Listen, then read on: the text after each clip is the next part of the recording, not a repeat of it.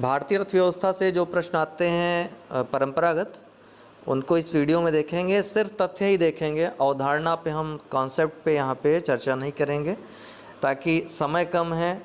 परीक्षा ओरिएंटेड ही, आपका exam oriented ही आपकी तैयारी हो। बाकी अगर आपको समझना है कॉन्सेप्ट भी, तो 2 घंटे का वीडियो हमने उपलब्ध कराया है आपको भारतीय अर्थव्यवस्था का। न मिल रहा हो तो आप लोग सर्च कर सकते हो जय हो स्टडी टेलीग्राम ग्रुप पे, हमारे नीचे डिस्क्रिप्शन बॉक्स में लिंक दिया हुआ है, आपको भारतीय अर्थव्यवस्था का वीडियो मिल जाएगा। वहाँ पे आपको कॉन्सेप्ट और तथ्य सब एक साथ मिल जाएंगे। तो आइए बहुत तेज़ी से देखेंगे इसमें अर्थव्यवस्था का वर्गीकरण। 3 प्रकार की अर्थव्यवस्था विश्व में पाई जाती है। पूंजीवादी, जहाँ पर स्वतंत्रता दी जाती है, नियंत्रण सरकार का कम रहता है अर्थव्यवस्था पर, संसाधनों पर। दूसरी जो आपकी समाजवादी अर्थव्यवस्था है, जहाँ पे सरकार का नियंत्रण होता है, अर्थव्यवस्था को निर्धारित करती है किस तरह से अर्थव्यवस्था संचालित होगी। और तीसरा जो होगा वो मिश्रित अर्थव्यवस्था हो, जैसे भारत जैसे देशों ने अपनाया है। तो पूंजीवादी अर्थव्यवस्था का जो स्रोत हमें मिलता है एडम स्मिथ की पुस्तक द वेल्थ ऑफ नेशंस 1776 में, जो इन्होंने लिखा था। अर्थशास्त्र का जन्मदाता भी कहा जाता है एडम स्मिथ को। इसी पुस्तक से अर्थव्यवस्था के जो आधुनिक सिद्धांत हैं वो उद्धृत होते हैं। वहीं समाजवादी अर्थव्यवस्था का सिद्धांत पहली बार कार्ल मार्क्स ने 1818 से 1883 इनका जो काल रहा था उसके मध्य इन्होंने प्रेरित इसको संपादित किया था। साम्यवादी जो स्वरूप है सरकार का, जो समाज का स्वरूप है साम्यवादी, उसका वर्णन करते हुए उन्होंने समाजवादी अर्थव्यवस्था को पहली सीढ़ी बताया था साम्यवादी की। मिश्रित अर्थव्यवस्था, लेकिन साम्यवाद समाजवाद में एक अंतर ये होता है कि समाजवाद में सरकार तो होती है, लेकिन साम्यवाद में सरकार की आवश्यकता समाप्त हो जाती है। ठीक है, तो लोग अपने अनुसार, अपनी अपनी ज़रूरतों के अनुसार समानता के सिद्धांत के आधार पर संसाधनों का बंटवारा कर लेते हैं। मतलब मार्क्स ने लोगों को बहुत समझदार, बहुत सहनशील और बहुत ही परोपकारी मान लिया है। मिश्रित अर्थव्यवस्था, जैसे कि भारत की अर्थव्यवस्था है मिश्रित अर्थव्यवस्था है, जहाँ पे ज़रूरत पड़ने पर स्वतंत्रता दे दी जाती है पूंजी स्थापित करने के लिए, और ज़रूरत पड़ने पर उस पर नियंत्रण लगा के समाज का कल्याण किया जाता है। आर्थिक विकास की मापन की विधियां अक्सर पूछता है किसने ये विधि प्रतिपादित की, तो देख लीजिए थोड़ा सा। पहला है आधारभूत आवश्यकता दृष्टिकोण। ये कहाँ से आया? तो इसका प्रतिपादन अंतर्राष्ट्रीय श्रमिक संगठन ILO के विश्व रोजगार सम्मेलन 1976 में संयुक्त राष्ट्र तथा विश्व बैंक के सहयोग से किया गया। रट लीजिएगा इस चीज़ को। जीवन की भौतिक गुणवत्ता निर्देशांक या सूचकांक PQLI, यहाँ पर नहीं दिया है, PQLI, इसका प्रतिपादन मॉरिस डी मॉरिस द्वारा किया गया, जिन्होंने जीवन प्रत्याशा, शिशु मृत्यु दर और साक्षरता को मिलाकर इसका निर्माण किया। क्रय शक्ति समता विधि PPP, सर्वप्रथम इस विधि का प्रयोग 1993 में अंतर्राष्ट्रीय मुद्रा कोष द्वारा किया गया, WEF के द्वारा, ध्यान रखिएगा, IMF के द्वारा सबसे पहले किया गया, अंतर्राष्ट्रीय मुद्रा कोष द्वारा।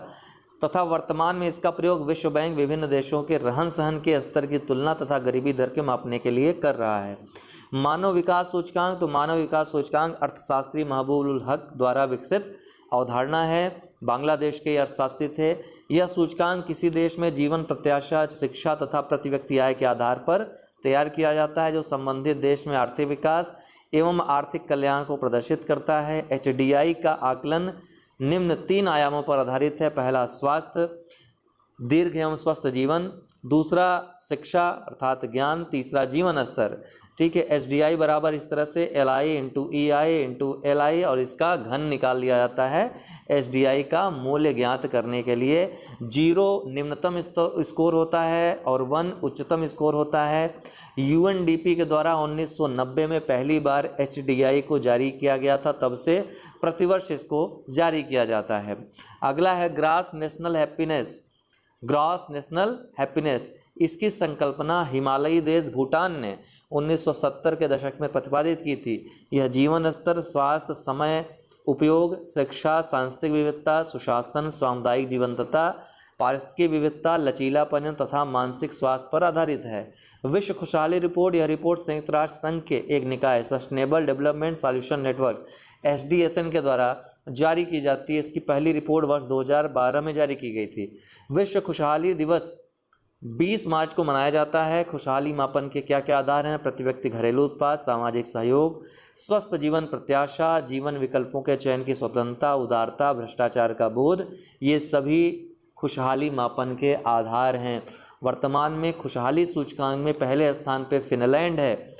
अब आपको ये बताना है कि भारत का कौन सा स्थान है जो विश्व खुशहाली रिपोर्ट 2022 है उसमें। राष्ट्रीय आय, नेशनल इनकम, किसी भी अर्थव्यवस्था में एक वर्ष के दौरान उत्पादित अंतिम वस्तुओं तथा सेवाओं के मूल्य के योग को राष्ट्रीय आय कहते हैं। भारत में राष्ट्रीय आय संबंधी आंकड़े वित्तीय वर्ष 1 अप्रैल से 31 मार्च तक के लिए होते हैं। केंद्रीय सांख्यिकी कार्यालय CSO राष्ट्रीय आय के आकलन तथा प्रकाशन के लिए उत्तरदायी है, जो इस कार्य में राष्ट्रीय प्रतिदर सर्वेक्षण कार्यालय की मदद प्राप्त करता है। राष्ट्रीय आय की विभिन्न अवधारणाएं, GDP, सकल घरेलू उत्पाद, जिसको आप अक्सर सुनते हैं, किसी देश की घरेलू सीमा के भीतर स्थित निवासी तथा गैर निवासी उत्पादक इकाइयों द्वारा एक निश्चित समय सीमा में उत्पादित समस्त अंतिम वस्तुओं तथा सेवाओं के मौद्रिक मूल्य के योग को सकल घरेलू उत्पाद कहते हैं। अंतर्राष्ट्रीय मुद्रा कोष तथा विश्व बैंक अपने सदस्य देशों का तुलनात्मक विश्लेषण GDP के आधार पर ही करते हैं। वहीं सकल राष्ट्रीय उत्पाद GNP क्या होता है? तो किसी देश की घरेलू सीमा में तथा बाहर स्थित निवासी उत्पादक इकाइयों द्वारा एक निश्चित समय में उत्पादित समस्त अंतिम वस्तुओं तथा सेवाओं के मौद्रिक मूल्यों के योग को सकल राष्ट्रीय उत्पाद कहते हैं। इसके आधार पर अंतर्राष्ट्रीय मुद्रा कोष विश्व के देशों की रैंकिंग तय करता है, जो कि परचेसिंग पावर पैरिटी के आधार पर निर्धारित होती है। GNP बराबर इस तरह से GDP और निवल विदेशी साधन आय स्थानांतरण, अर्थात निवल विदेशी साधन आय जो होता है उसको क्या कहते हैं, उसको किससे निरूपित करते हैं? तो विदेशों से अर्जित आय में विदेशों की जो भेजी गई आय है उसको निकाल देंगे तो निवल विदेशी साधन आय हो जाएगा। तो GDP में निवल विदेशी साधन आय को जोड़ देंगे तो GNP प्राप्त होगा, ग्रास नेशनल प्रोडक्ट, ये हमें प्राप्त होगा। ध्यान रखिएगा इस चीज़ को। निवल घरेलू उत्पाद NDP, शुद्ध घरेलू उत्पाद जिसको बोलते हैं, तो इसे अर्थव्यवस्था के सकल घरेलू उत्पाद में से वर्ष के दौरान होने वाली मूल्य कटौती या ह्रास को घटाकर प्राप्त किया जाता है। तो NDP बराबर क्या हो जाएगा? GDP माइनस मूल्य ह्रास। निवल राष्ट्रीय उत्पाद NNP को कैसे निरूपित करते हैं? तो सकल राष्ट्रीय उत्पाद में से मूल्य कटौती घटा देने पर जो आय प्राप्त होती है उसे NNP कहते हैं। तो NNP बराबर GDP प्लस विदेशों से आय मूल्य कटौती, या फिर GNP माइनस मूल्य कटौती। GDP प्लस विदेशों से जो प्राप्त आय है इसको हम क्या कहेंगे? GNP कहेंगे। तो GNP माइनस मूल्य कटौती भी लिख सकते हैं, GDP प्लस विदेशों से आय माइनस मूल्य कटौती भी लिख सकते हैं। तो दोनों ही सूत्र कभी कभी पूछ लेगा, तो जो पूछेगा वो याद रखिएगा। वर्ष 1951-52 से 2015-16 की अवधि में स्थिर कीमतों पर प्रति व्यक्ति आय में सर्वाधिक वृद्धि 2007-8 में दर्ज की गई थी। सकल मूल्य वर्धन में उत्पाद करों को शामिल करने पर बाजार मूल्य प्राप्त होता है। तो ये भी पूछा गया प्रश्न है कि सकल मूल्य वर्धन में क्या शामिल करने पर बाजार मूल्य प्राप्त होता है? तो उत्पाद करों को शामिल करने पर। राष्ट्रीय आय के आकलन का प्रयास देखें तो वर्ष 1867-68 में दादा भाई नौरोजी पहले व्यक्ति थे जिन्होंने राष्ट्रीय आय और प्रति व्यक्ति आय की गणना का प्रयास किया। ये आंकड़े इनकी पुस्तक poverty and un-British rule in India में दिए गए थे। फिडले सिराज, VKRV राव आदि ने भी स्वतंत्रता पूर्व राष्ट्रीय आय के आकलन प्रस्तुत किए। अगस्त 1949 में राष्ट्रीय आय समिति का गठन किया गया तथा PC महालनोबिस को इसका चेयरमैन बनाया गया। विभिन्न केंद्रीय मंत्रालयों और राज्य सरकारों की सांख्यिकी गतिविधियों एवं संबंधित मानकों में समन्वय हेतु केंद्रीय सांख्यिकी संगठन की स्थापना की गई 1951 में। ध्यान रखिएगा। भारत में आर्थिक नियोजन की बात करें तो वर्ष 1934 में इसकी कड़ी प्रारंभ होती है, जब M विश्वेश्वरैया ने सर्वप्रथम अपनी पुस्तक प्लान्ड इकोनॉमी फॉर इंडिया में देश में आर्थिक नियोजन के अपनाए जाने का प्रस्ताव रखा। वर्ष 1938 में जब सुभाष चंद्र बोस की अध्यक्षता में हरिपुरा में कांग्रेस का अधिवेशन होता है तो वहाँ पे जवाहरलाल नेहरू की अध्यक्षता में एक राष्ट्रीय आयोजन समिति की नियुक्ति की जाती है। समिति द्वारा प्रस्तुत योजना को कांग्रेस योजना भी कहा जाता है। उसके बाद वर्ष 1944 का समय आता है जब बम्बई के 8 प्रमुख व्यापारियों ने a plan of economic development for India तैयार किया, जिसे बॉम्बे प्लान के नाम से भी जाना जाता है। इसे टाटा बिरला प्लान भी कहा जाता है क्योंकि प्रमुख सदस्य यही थे उसके। इसके प्रमुख सदस्य JRD टाटा, जीडी बिरला, लाला श्रीराम, कस्तूरी भाई, लाल भाई, ए.डी. श्रीफ आदर्शित दलाल तथा जॉन मथाई थे। आदर्शित दलाल की देखरेख में आयोजन तथा विकास विभाग स्थापित हुआ था। इसी वर्ष श्रीमन नारायण द्वारा गांधी योजना प्रस्तुत की गई थी। कब? 1944 में ही। लेकिन इसके बाद बॉम्बे प्लान के बाद आता है गांधी योजना श्रीमन नारायण द्वारा। वर्ष 1945 में C.M.N. राय ने जन योजना पीपुल्स प्लान प्रस्तुत किया। वर्ष 1950 में जयप्रकाश नारायण द्वारा सर्वोदय प्लान प्रस्तुत किया गया। क्रम से याद रखेगा इन सबको। वर्ष 1950 में सलाहकारी योजना बोर्ड की सिफारिश पर 15 मार्च 1950 को योजना आयोग का गठन किया गया, जिसके अध्यक्ष प्रधानमंत्री जवाहरलाल नेहरू, जो कि पदेन अध्यक्ष होते हैं प्रधानमंत्री इसके, और उपाध्यक्ष गुलजारी लाल नंदा थे। 1 जनवरी 2015 को नीति आयोग की स्थापना हुई और उसके बाद योजना आयोग को औपचारिक रूप से समाप्त कर दिया गया। विभिन्न पंचवर्षीय योजनाएं, उनसे संबंधित तथ्य। प्रथम योजना 1951 से 56 तक हेराल्ड डोमन मॉडल पर आधारित इस योजना में कृषि को उच्च प्राथमिकता दी गई। इसमें सामुदायिक विकास कार्यक्रम 1952 में शुरू किया गया। भाखड़ा नागल जो परियोजना है, व्यास एवं दामोदर नदी घाटी इत्यादि परियोजनाएं प्रारंभ की गई। द्वितीय योजना 1956 से 61 तक पीसी महालनोबिस मॉडल पर आधारित इस योजना में भारी उद्योगों एवं खनिजों को प्राथमिकता दी गई। इसमें दुर्गापुर, भिलाई, राउरकेला इस्पात कारखानों की स्थापना हुई। तृतीय योजना 1961 से 66 तक रहती है। सुखमय चक्रवर्ती के प्लानिंग मॉडल पर आधारित यह योजना थी। 1962 के भारत चीन, 1965 के भारत पाक युद्ध तथा 1966 के सूखे के कारण लक्ष्य प्राप्ति में यह विफल रही थी। इसके बाद योजना अवकाश की अवधि आती है। योजनाओं को थोड़ा सा विराम दिया जाता है। 1966 से 69 तक कोई 5 ईयर प्लान नहीं घोषित होता है। इस अवधि में 3 वार्षिक योजनाएं क्रियान्वित की गई। चतुर्थ योजना 1969 से 1974 तक, इसमें परिवार नियोजन। 14 बैंकों का राष्ट्रीयकरण 1969 में जो कि हुआ था, इस योजना की प्रमुख विशेषताएं थीं। 5वीं पंचवर्षीय योजना 1974 से 78 तक, गरीबी निवारण कार्यक्रम का प्रारंभ और गरीबी हटाओ का नारा इसी पंचवर्षीय योजना में दिया गया। 20 सूत्री कार्यक्रम 1975 में, न्यूनतम आवश्यकता कार्यक्रम 1974 में, काम के बदले अनाज तथा अंत्योदय योजना 1977-78 में प्रारंभ किए गए। इस योजना को 1 वर्ष पूर्व अर्थात 1978 में ही समाप्त कर दिया गया था। अनवरत योजना, इसे जनता पार्टी सरकार ने प्रारंभ किया।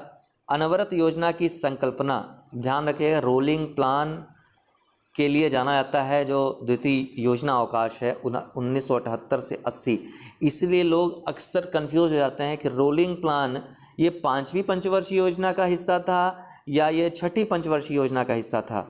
तो आज से ये कन्फ्यूजन ख़त्म कर लीजिएगा, क्योंकि इस प्लान को जो 5वीं योजना है इसको कैंसिल किया था किसने? जनता पार्टी की सरकार ने। उसने नई 6ठी पंचवर्षीय योजना लाई, उसमें शुरू किया रोलिंग प्लान को, अनवरत योजना को।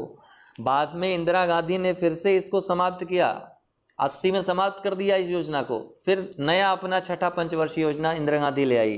तो ये जो रोलिंग प्लान है इसलिए थोड़ा कन्फ्यूजिंग हो जाता है लोगों के लिए, लेकिन याद रखेगा 6ठी पंचवर्षीय योजना में जनता पार्टी सरकार ने इसको शुरू किया था। अनवरत योजना की संकल्पना गुरनार मेडाल द्वारा विकासशील देशों के विकास के संदर्भ में प्रस्तुत की गई थी। 6ठी योजना गरीबी उन्मूलन और रोजगार वृद्धि इस योजना का मुख्य उद्देश्य था। 6ठी योजना का ध्यान रखिएगा, 78 से जो 80 की अवधि थी, 1979 और 80 वाली, इसको योजना अवकाश घोषित कर दिया गया था। ठीक है, तो द्वितीय योजना अवकाश था। पहला जो योजना अवकाश था वो था आपका 1966 से 69। दूसरा योजना अवकाश 78 से 80, अर्थात 1979 और 1980, 78, 79, 79, 80। फिर 7वीं योजना 1985 से 90 में आई। इस योजना में भोजन, काम और उत्पादन का नारा दिया गया तथा मानव संसाधन विकास पर अधिक बल दिया गया। 8वीं योजना 1992 से 97, राजनीतिक स्थिरता। अब ध्यान रखिए, अब ये आप सोचेंगे कि ये 85 से 90 आया, लेकिन 90 से 92 कहाँ गया? तो 90 से 92 का जो 20 में राजनीतिक अस्थिरता के कारण पंचवर्षीय योजना संचालित नहीं हुई। तो यहाँ भी वार्षिक योजनाएं चली थी 1990, 91, 91, 92। ठीक है, तो तीसरा योजना अवकाश का समय था वो। तो 8वीं योजना राजनीतिक अस्थिरता के कारण यह योजना 1990 की जगह 1992 से प्रारंभ हुई। योजना ने अपने लक्ष्य 5.6 से ज़्यादा 6.8 वार्षिक वृद्धि दर को प्राप्त किया। 9वीं योजना 1997 से 2002 सामाजिक न्याय एवं समानता के साथ विकास को इसमें बल दिया गया। 10वीं योजना 2002 से 7.6% की वार्षिक वृद्धि दर के साथ यह अब तक की सफल योजनाओं में एक रही है। 11वीं योजना, इसमें तीव्र और समावेशी विकास इस योजना का लक्ष्य था। इसमें औसत वृद्धि दर 8% रही, जो कि अब तक की सर्वाधिक वृद्धि दर है। 12वीं योजना 2012 से 17 तक, इसका उद्देश्य तीव्रतर, अधिक समावेशी और धारणीय विकास है। अब नीति आयोग की बात करें तो 1 जनवरी 2015 को केंद्रीय मंत्रिमंडल के संकल्प से योजना आयोग के स्थान पर नीति आयोग का गठन किया गया। नीति आयोग का गठन एक संविधानात्मक संस्था के रूप में किया गया है, जिसमें एक अध्यक्ष जो प्रधानमंत्री होगा प्रदेन, एक उपाध्यक्ष तथा एक मुख्य कार्यकारी अधिकारी के पदों का प्रावधान किया गया है। इसकी गवर्निंग काउंसिल में राज्यों के मुख्यमंत्री, केंद्र शासित प्रदेशों के उप राज्यपाल या प्रशासक होंगे। इस तरह से यह एक कह सकते हैं संघात्मक व्यवस्था है। रिजर्व बैंक ऑफ इंडिया के बारे में देखेंगे। केंद्रीय बैंक के रूप में रिजर्व बैंक ऑफ इंडिया की स्थापना की संस्तुति हिल्टन यंग आयोग द्वारा की गई थी। हालांकि भीमराव अंबेडकर ने भी इसके लिए संस्तुति की थी, इसके लिए प्रस्ताव रखा था। रिजर्व बैंक ने आरबीआई एक्ट 1934 के तहत 1 अप्रैल 1935 से कार्य करना आरंभ किया। 1 जनवरी 1949 को इसका राष्ट्रीयकरण कर दिया गया। रिजर्व बैंक ऑफ इंडिया ने वर्ष 1947 तक बर्मा, म्यांमार की सरकार तथा वर्ष 1948 तक पाकिस्तान सरकार के बैंकर के रूप में कार्य किया था। आरबीआई के प्रथम गवर्नर सर ऑसबॉर्न स्मिथ थे। राष्ट्रीयकरण के समय अर्थात 1 जनवरी 1949 को इसके गवर्नर सीडी देशमुख थे।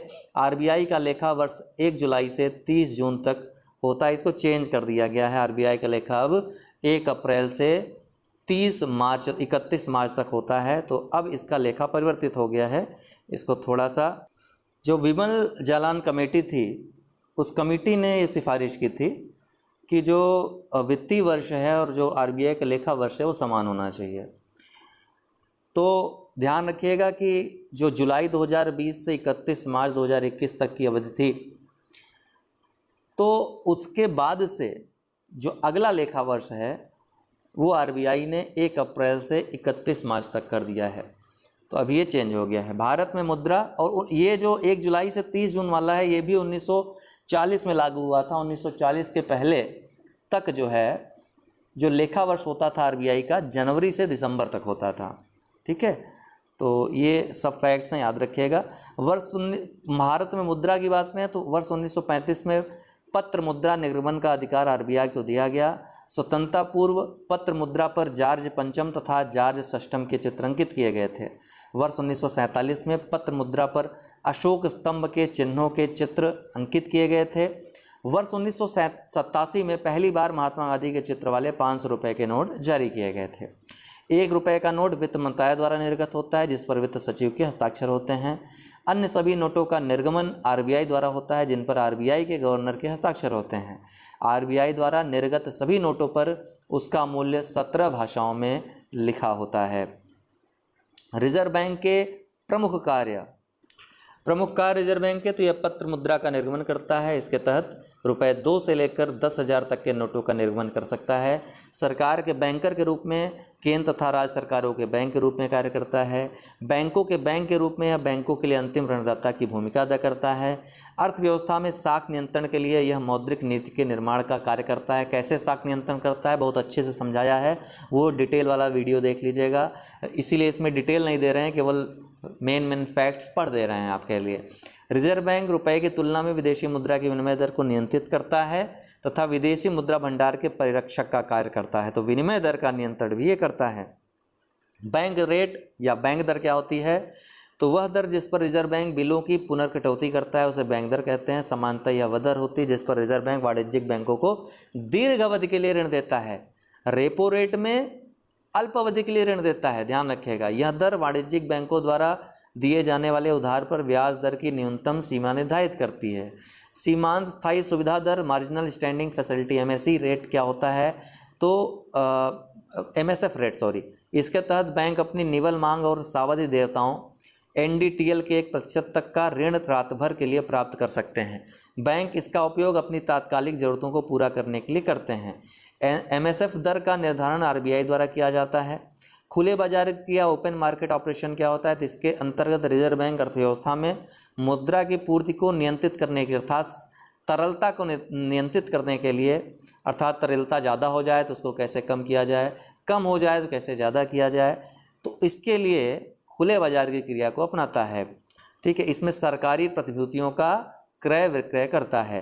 तरलता समायोजन सुविधा लिक्विडिटी एडजस्टमेंट फैसिलिटी LF क्या है? तो यह बैंकों की अल्पकालीन तरलता को वांछनीय रूप से समायोजित करने का एक प्रभावी मौद्रिक अस्त्र है जो बैंकों को पुनर्क्रय समझौते के आधार पर उधार लेने देने की सुविधा प्रदान करता है। RBI LAF के तहत रेपो तथा रिवर्स रेपो के माध्यम से प्रतिदिन आधार पर तरलता समायोजन करता है। तो जो रेपो हैं, रिवर्स रेपो रेट्स हैं, ये किसके अंतर्गत आते हैं? लिक्विडिटी एडजस्टमेंट फैसिलिटी LF की दरें हैं, LF के प्रकार हैं जो कि तरलता को निर्धारित करते हैं बाजार में, मार्केट में। रेपो तथा रिवर्स रेपो रेट क्या होता है? तो वह दर जिस पर कोई वाणिज्यिक बैंक देश के केंद्रीय बैंक अर्थात भारत में जो RBI है से अपनी अल्पकालिक आवश्यकताओं की पूर्ति के लिए उधार लेता है, रेपो रेट कहलाता है।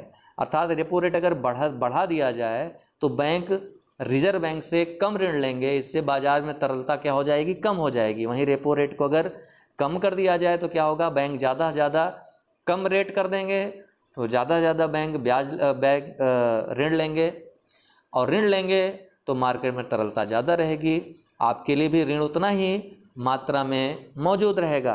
बैंक में पैसा मतलब बाजार में पैसा, कुल मिला के ये बात समझिएगा। वहीं रिवर्स रेपो रेट क्या कहलाता है? केंद्रीय बैंक वाणिज्यिक बैंकों से जिस दर पर उधार लेता है, ऐसा नहीं RBI बैंकों से पैसा नहीं लेता, RBI के पास भी बैंकों का पैसा होता है, तो उस पर जो वो ब्याज देता है उसको repo rate reverse repo rate कहते हैं। तो भारत में RBI तथा वाणिज्यिक बैंकों के बीच रेपो तथा रिवर्स रेपो रेट पर लेन देन स्वीकृत प्रतिभूतियों के रूप में होता है। ध्यान रखिए, ये पूछा है, स्वीकृत प्रतिभूतियों के रूप में होता है ये। नगद कोष अनुपात CRR क्या है? तो अनुसूचित बैंकों द्वारा रिजर्व बैंक के पास अपनी संपूर्ण जमा देयता, मांग जमा और समय जमा का एक निश्चित अनुपात नगद रूप में रखना अनिवार्य होता है, इसे ही CRR कहते हैं। इसका निर्धारण समय समय पर RBI द्वारा किया जाता है। वैधानिक तरलता अनुपात SLR, तो वाणिज्यिक बैंकों को अपने पास, अर्थात ये CRR रिजर्व बैंक के पास रखेंगे वाणिज्यिक बैंक, SLR अपने पास रखेंगे। तो वाणिज्यिक बैंकों को अपने पास अपनी जमा का एक निर्धारित प्रतिशत, अधिकतम 40% जो कि होता है, नगद, सोना, विदेशी मुद्रा या स्वीकृत प्रतिभूतियों में रखना अनिवार्य होता है, जिसे SLR कहते हैं। भारतीय बैंकिंग का इतिहास अगर बात करें तो संयुक्त पूंजी पर आधारित भारत में पहला बैंक 1720 में स्थापित बैंक ऑफ बॉम्बे था। 1865 में इलाहाबाद में स्थापित इलाहाबाद बैंक भारतीय स्वामित्व वाला प्रथम बैंक था। इसका स्वामी जो है, मालिक भारतीय था। वर्ष 1894 में संयुक्त पूंजी पर आधारित पहले बैंक पंजाब नेशनल बैंक का गठन हुआ। वर्ष 1921 में 3 प्रेसिडेंसी बैंक अर्थात बंगाल, मद्रास और बॉम्बे को मिलाकर इंपीरियल बैंक ऑफ इंडिया की स्थापना की गई। गोरेवाला कमेटी की सिफारिश पर ध्यान रखिएगा, 1 जुलाई 1955 को इंपीरियल बैंक का राष्ट्रीयकरण कर स्टेट बैंक ऑफ इंडिया की स्थापना की गई। भारतीय बैंकिंग व्यवस्था की बात करें तो सबसे ऊपर केंद्रीय बैंक आता है। यह किसी देश का सर्वोच्च बैंक होता है जो बैंक जमाओं का लेन देन नहीं करता बल्कि बैंकों तथा बैंकिंग प्रणाली का विनियमन करता है। रिजर्व बैंक ऑफ इंडिया केंद्रीय बैंक के रूप में कार्य करता है।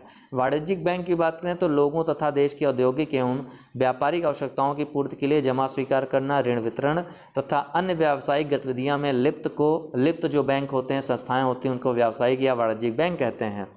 भूमि विकास बैंक, इनका मुख्य कार्य कृषकों की दीर्घकालीन वित्तीय आवश्यकताओं को पूरा करना होता है। क्षेत्रीय ग्रामीण बैंक, रीजनल रूरल बैंक, तो 20 सूत्री कार्यक्रम 1975 के तहत ग्रामीण बैंकों पर M नरसिम्हन की समिति की अध्यक्षता में एक कार्य समूह का गठन किया गया था, जिसकी सिफारिश पर 2 अक्टूबर 1975 को राष्ट्रपति के अध्यादेश द्वारा ग्रामीण बैंकों की स्थापना आरंभ की गई। इसका प्रमुख उद्देश्य दूर दराज के ग्रामीण क्षेत्रों में बैंकिंग सुविधाएं मुहैया कराना है। क्षेत्रीय ग्रामीण बैंक सिक्किम तथा गोवा के अतिरिक्त संपूर्ण देश में कार्यरत है, अर्थात 2 स्थान पे नहीं है, सिक्किम और गोवा में। RRBs में केंद्र सरकार, राज्य सरकार तथा प्रवर्तक स्पॉन्सर बैंक की भागीदारी कितनी है? 50% केंद्र सरकार की, 15% राज्य सरकार की और स्पॉन्सर बैंक की 35% की भागीदारी होती है, ध्यान रखिएगा। सहकारी बैंक, कोऑपरेटिव बैंक, इसकी स्थापना का मुख्य उद्देश्य सहकारिता के सिद्धांतों पर चलते हुए छोटे स्तर के संस्थागत साख का निर्माण करना है। इसके लिए सहकारी बैंकों को आरबीआई से वित्तीय सहायता प्राप्त होती है। स्टेटमेंट आ चुका है, प्राप्त होती नहीं होती है, होती है। सहकारी बैंकों की स्थापना राज्यों द्वारा पारित सहकारी समिति अधिनियमों द्वारा होती है। किसके द्वारा? राज्यों द्वारा पारित। देश में 3 स्तरीय सहकारी संस्था कार्यरत है। राज्य सहकारी बैंक जो कि शीर्ष सहकारी बैंक होता है किसी राज्य में, फिर जिला स्तर का जिसको केंद्रीय सहकारी बैंक कहते हैं, और उसके बाद निम्न अर्थात ग्रामीण स्तर पे प्राथमिक सहकारी ऋण समितियां आती हैं। भुगतान बैंक, पेमेंट बैंक क्या होता है? इसका उद्देश्य वित्तीय समावेशन को बढ़ावा देने के लिए लघु बचत खाते उपलब्ध कराना तथा प्रवासी श्रमिकों, निम्न आय परिवारों, लघु कारोबारियों, असंगठित क्षेत्र की अन्य इकाइयों को भुगतान एवं प्रेषण सुविधाएं उपलब्ध कराना है। ये अन्य बैंकों के व्यावसायिक प्रतिनिधि बन सकते हैं। म्यूचुअल फंड तथा बीमा उत्पादों का वितरण तथा मांग जमा स्वीकार कर सकते हैं, लेकिन सावधि जमा, मियादी जमा तथा आवर्ती जमा स्वीकार नहीं कर सकते हैं। केवल मांग जमा स्वीकार कर सकते हैं। ये एटीएम, डेबिट कार्ड जारी कर सकते हैं पर क्रेडिट कार्ड जारी नहीं कर सकते हैं। सीधा सा मतलब है ये ऋण नहीं दे सकते हैं। बेसल मापदंड वर्ष 1974 में bank for international settlement BIS के तत्वाधान में basal committee on banking supervision BC का गठन 1974 में, याद रखिएगा, किया गया। कमेटी का कार्य अंतर्राष्ट्रीय नियामक पूंजी मानकों का विकास करना था। इन्हें ही बेसल मानक कहते हैं। स्वतंत्र भारत में बैंकिंग क्षेत्र की गतिविधियों के बारे में कुछ फैक्ट्स देखते हैं। बैंकिंग नियमन अधिनियम 1949, इस अधिनियम द्वारा वाणिज्यिक बैंकों के नियमन एवं नियंत्रण का अधिकार रिजर्व बैंक ऑफ इंडिया को प्रदान किया गया है। वाणिज्यिक बैंकों का राष्ट्रीयकरण 19 जुलाई 1969 को किया गया। सबसे पहले 14 वाणिज्यिक बैंकों का राष्ट्रीयकरण इसमें किया गया था। विभेदित ब्याज दर योजना 1972 बैंकों द्वारा जारी ऋणों में से एक निश्चित अनुपात में प्राथमिकता प्राप्त क्षेत्रों को रियायती दरों पर ऋण उपलब्ध कराना इसका लक्ष्य था। बैंकों का पुनः राष्ट्रीयकरण 1980 में किया गया, जब 6 अन्य वाणिज्यिक बैंकों का राष्ट्रीयकरण किया गया। कुल मिला के 14 और 6 20 वाणिज्यिक बैंक हो गए थे। बैंकिंग लोकपाल योजना 1995 में आई। बैंकों से संबंधित शिकायतों के निराकरण के लिए बैंकिंग लोकपाल की नियुक्ति सबसे पहले इसी योजना के तहत की गई। सरफेसी अधिनियम 2002, इस अधिनियम का उद्देश्य न्यायालय के हस्तक्षेप के बिना बैंकों या वित्तीय संस्थाओं को अपनी गैर निष्पादित संपत्तियां NPA की रिकवरी का अधिकार प्रदान करना है। इंद्रधनुष योजना, इस योजना का उद्देश्य बैंकों के बढ़ते हुए NPA तथा घटते हुए पूंजी पर्याप्तता अनुपात की समस्या का समाधान करना है। यह योजना अगस्त 2015 में प्रस्तुत की गई थी। इंद्रधनुष योजना। विभिन्न वित्त संस्थाएं, स्थापना वर्ष, मुख्यालय देख लीजिए तो भारतीय औद्योगिक वित्त निगम लिमिटेड IFCI 1948 में स्थापित हुआ, नई दिल्ली में मुख्यालय है। भारतीय औद्योगिक शाखा एवं निवेश निगम लिमिटेड ICICI 1955 में स्थापित हुआ, मुंबई में मुख्यालय है। भारतीय आयात निर्यात बैंक एक्सिम बैंक 1982 में स्थापित हुआ, मुंबई में मुख्यालय है। राष्ट्रीय आवास बैंक 1988 में, नई दिल्ली में मुख्यालय है। राष्ट्रीय कृषि एवं ग्रामीण विकास बैंक नाबार्ड 1982 में, मुंबई में मुख्यालय है। भारतीय लघु उद्योग विकास बैंक 1990 में स्थापित हुआ, लखनऊ में मुख्यालय है। भारतीय औद्योगिक विकास बैंक लिमिटेड IDBI लिमिटेड 2004 में स्थापित, मुंबई मुख्यालय है। अंतर्राष्ट्रीय वित्तीय सेवा केंद्र 1999 में, गांधीनगर मुख्यालय है, गुजरात में। भारतीय राष्ट्रीय भुगतान निगम 2008 में, मुंबई में मुख्यालय है इसका।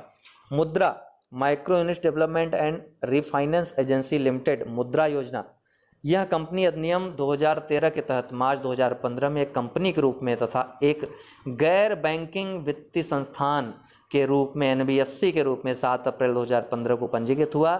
इसका मुख्य उद्देश्य वित्तीय संस्थाओं को पुनर्वित्त के रूप में वित्तीय सहायता सहित विभिन्न समर्थनों को विस्तारित कर देश में सूक्ष्म उद्यम क्षेत्र का विकास करना है। भारत में प्रतिभूति मुद्रण और सिक्कों का उत्पादन की बात करें तो इंडिया सिक्योरिटी प्रेस नासिक में स्थित है। यह विश्व के गिने चुने तथा भारत की एकमात्र औद्योगिक इकाई है जहां पासपोर्ट, वीजा, डाक टिकट, पोस्ट कार्ड, राजकोषीय व राजस्व तथा गैर न्यायिक स्टाम्प पेपर का मुद्रण किया जाता है। करेंसी नोट प्रेस, यहाँ उच्च सुरक्षा मानकों वाले बैंक नोट की छपाई का कार्य होता है। पहले यहाँ अन्य देशों जैसे नेपाल, बांग्लादेश, इराक के बैंक नोटों की छपाई का कार्य भी किया जाता था। बैंक नोट प्रेस देवास, यहाँ उच्च सुरक्षा मानकों वाले विभिन्न मूल्य वर्ग के बैंक नोट छापने का कार्य होता है। यहाँ बैंक नोट में प्रयुक्त होने वाली स्याही का भी उत्पादन होता है। सिक्योरिटी पेपर मिल होशंगाबाद, करेंसी नोट के कागज़ तथा नॉन जुडिशियल स्टाम्प पेपर में प्रयोग होने वाले कागज़ का उत्पादन होता है। सिक्योरिटी प्रिंटिंग प्रेस हैदराबाद, तो डाक लेखन सामग्री तथा केंद्रीय उत्पाद शुल्क स्टाम्प तथा अन्य गैर न्यायिक स्टाम्प पेपर इत्यादि का उत्पादन यहाँ होता है। टकसाल मिंट सिक्कों का उत्पादन, सोने चांदी की परख तथा तमगों के उत्पादन के लिए मुंबई, कोलकाता, हैदराबाद तथा नोएडा 4 स्थानों पर टकसालें स्थित हैं। स्टॉक एक्सचेंज तो एक संगठित बाजार जहां सूचीबद्ध कंपनियों के शेयरों का व्यापार किया जाता है, उसको स्टॉक एक्सचेंज कहते हैं। यहां केंद्र सरकार, राज्य सरकारों और सार्वजनिक संस्थाओं संयुक्त स्टॉक कंपनियों द्वारा निर्गमित पहले से बिकी हुई प्रतिभूतियों में व्यापार किया जाता है। विश्व में पहले स्टॉक एक्सचेंज की स्थापना नीदरलैंड के एम्स्टर्डम में एम्स्टर्डम स्टॉक एक्सचेंज के नाम से 1602 में हुई थी। एशिया के पहले स्टॉक एक्सचेंज के रूप में बॉम्बे स्टॉक एक्सचेंज की स्थापना वर्ष 1875 में की गई थी। इसका इंडेक्स सेंसेक्स जो BSE का है, बॉम्बे स्टॉक एक्सचेंज का है, 30 कंपनियों के शेयर पर आधारित है। ठीक है, तो इसको जो बॉम्बे स्टॉक एक्सचेंज का जो इंडेक्स है सेंसेक्स के रूप में भी इसको जाना जाता है। ध्यान रखें, 30 कंपनियों के शेयर पर आधारित है। निफ्टी तो 50 कंपनियों के शेयर पर यह आधारित है। National stock exchange India limited इसका इंडेक्स है निफ्टी। वस्तु वायदा बाजार कमोडिटी फ्यूचर मार्केट क्या होता है, तो शेयर बाजारों की तरह वस्तुओं का बाजार जहां शेयर की जगह वास्तविक भौतिक वस्तुएं जैसे अनाज, सोना, चांदी, कच्चा तेल इत्यादि की खरीद बिक्री की जाती है, वस्तु बाजार कहलाता है। इस बाजार में वस्तु का विनिमय वस्तु वायदा अनुबंध के तहत किया जाता है, जो भविष्य की तारीख में किसी विशिष्ट महीने के दौरान विशिष्ट मात्रा तथा गुणवत्ता की वस्तु को अनुबंध के समय निर्धारित कीमत पर स्वीकार करने की प्रतिबद्धता को दर्शाता है। पहले वायदा कारोबार का विनिमय फॉरवर्ड मार्केट कमीशन द्वारा किया जाता था, लेकिन 28 सितंबर 2015 को FMC का विलय securities and exchange board of India SEBI में कर दिया गया। अब सेबी ही इसको नियंत्रित करता है। क्रेडिट रेटिंग की बात करें तो क्रेडिट रेटिंग ऋणी या उधार लेने वाले की साख क्षमता या उधार लौटाने की क्षमता का निर्धारण है। भारत में प्रमुख credit rating agency CRISIL, ICRA, CARE, CIBIL ये सब हैं। विश्व की प्रमुख credit rating agency standard and poor's, Moody's, Fitch इत्यादि हैं। SEBI securities and exchange board of India वर्ष 1988 में शेयर बाजार की गतिविधियों को नियमित करने के लिए गैर वैधानिक संस्था के रूप में सेबी की स्थापना की गई। ध्यान रखिएगा, गैर वैधानिक संस्था है। सेबी को सेबी एक्ट 1992 के द्वारा, ध्यान रखिए, वैधानिक संस्था का दर्जा प्रदान कर दिया गया। कब? 1992 में।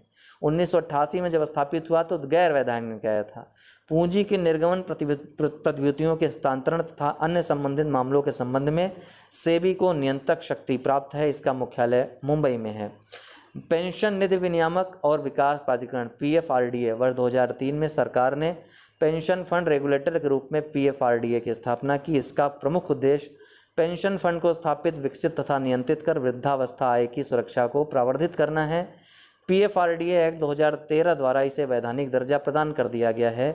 इसका मुख्यालय नई दिल्ली में है। बीमा ऐसा अनुबंध जिसके तहत एक कंपनी अथवा राज्य एक निर्दिष्ट प्रीमियम के भुगतान के बदले निर्दिष्ट नुकसान, क्षति, बीमारी या मृत्यु पर मुआवजे की गारंटी प्रदान करता है। भारतीय जीवन बीमा निगम LIC तो वर्ष 1956 में करीब 245 देशीय तथा विदेशी कंपनियों का राष्ट्रीयकरण कर LIC का गठन किया गया। इसकी स्थापना का प्रमुख उद्देश्य बेहतर सामाजिक सुरक्षा प्रदान करना तथा लोगों की बचत को राष्ट्रीय निर्माण में लगाना है। इसका मुख्यालय मुंबई में है। साधारण बीमा निगम GIC वर्ष 1972 में सरकार ने 107 से ज़्यादा निजी कंपनियों का राष्ट्रीयकरण कर GIC का गठन किया। यह 1 जनवरी 1973 से अपने 4 धारक कंपनियों National Insurance Company Limited, the New India Insurance Company Limited, United India Insurance Company Limited तथा the Oriental Insurance Company Limited के साथ कार्य करना प्रारंभ कर दिया। इसका मुख्यालय मुंबई में है। भारतीय बीमा विनियामक विकास प्राधिकरण IRDA तो बीमा क्षेत्र के नियमन के लिए भारत सरकार द्वारा वर्ष 1999 में IRDAI का गठन किया गया। वह इसका निगमन एक सांविधिक निकाय के रूप में वर्ष 2000 में किया गया। इसका मुख्यालय हैदराबाद में है। बजट एवं लोक वित्त तो राजकोषीय नीति सबसे पहले इसके अंतर्गत आता है। लोक व्यय बजट का वर्णन भारतीय संविधान में अनुच्छेद 112 में वार्षिक वित्तीय विवरण के रूप में मिलता है। राजकोषीय नीति लोक व्यय, कराधान, सार्वजनिक ऋण तथा हीनार प्रबंधन से संबंधित नीति को राजकोषीय नीति कहा जाता है। भारत में बजट व्यवस्था की बात करें, संविधान का अनुच्छेद 112 प्रत्येक वित्त वर्ष के लिए सरकार की अनुमानित प्राप्तियों तथा व्ययों का एक विवरण संसद के समक्ष प्रस्तुत करने की व्यवस्था करता है, जिसे बजट कहते हैं। लेकिन बजट शब्द का प्रयोग भारतीय संविधान में कहीं नहीं किया गया है, ये ध्यान रखिएगा। बजट में आने वाले वर्ष के लिए बजट अनुमान, चालू वर्ष के लिए संशोधित अनुमान तथा पिछले वर्ष की वास्तविक प्राप्तियों तथा व्यय का विवरण रहता है। भारत में बजट प्रणाली की शुरुआत का श्रेय लॉर्ड कैनिंग को जाता है। 7 अप्रैल 1860 को वायसराय की कार्यकारिणी परिषद के सदस्य सर जेम्स विल्सन ने प्रथम बजट प्रस्तुत किया, जिसे भारत में बजट का संस्थापक माना जाता है। स्वतंत्र भारत का पहला बजट नवंबर 1947 में पहले वित्त मंत्री R.K. खड़गमुखम शेट्टी द्वारा तथा गणतंत्र भारत का पहला अर्थात संविधान लागू होने के पश्चात पहला केंद्रीय बजट वर्ष 1950 में जॉन मथाई द्वारा पेश किया गया था। प्रमुख प्राप्तियां तथा व्यय, राजस्व व्याप्ति क्या होती है, इसमें केंद्र सरकार के करों, अन्य शुल्क, सरकारी निवेश पर ब्याज और लाभांश तथा सरकार द्वारा प्रदान की गई सेवाओं के लिए फीस और अन्य प्राप्तियां शामिल की जाती हैं। राजस्व व्यय क्या होता है, आंतरिक एवं बाह्य ब्याज अदायगी, सरकारी कर्मचारियों की सैलरी तथा पेंशन, रक्षा व्यय, डाक व्यय, कानून एवं व्यवस्था पर व्यय, राज्य सरकारों तथा अन्य देशों का अनुदान, सामाजिक सेवा यथा स्वास्थ्य, शिक्षा, गरीबी आदि राजस्व व्यय में शामिल हैं। पूंजीगत प्राप्ति, सरकार द्वारा जनता से लोन, RBI, विदेशी सरकारों, अंतर्राष्ट्रीय संगठनों से लिया गया लोन, राज्य सरकारों तथा संघ क्षेत्रों से ऋण की वसूली, विनिवेश से प्राप्त पूंजी, छोटी बचत योजनाओं जैसे पोस्ट ऑफिस जमा, किसान विकास पत्र, राष्ट्रीय बचत पत्र आदि से प्राप्त राशि इसमें शामिल है। ध्यान रखिएगा, पूछता है पूंजीगत प्राप्तियों में कौन शामिल नहीं है, इसलिए रट लीजिएगा। पूंजीगत व्यय तो इसमें सरकार द्वारा भूमि, भवन या मशीनरी की खरीद, शेयर बाजार में निवेश, राज्य सरकारों, सरकारी कंपनियों, विदेशी सरकारों को दिए गए लोन, कीमती सामानों का अधिग्रहण आदि तथा ऋण का पुनर्भुगतान शामिल है। राजस्व व्यय को 2 भागों में बांटा जाता है, योजनागत और गैर योजनागत व्यय। योजनागत व्यय में यह केंद्रीय योजनाओं को पूरा करने के लिए दी गई बजटरी सहायता होती है।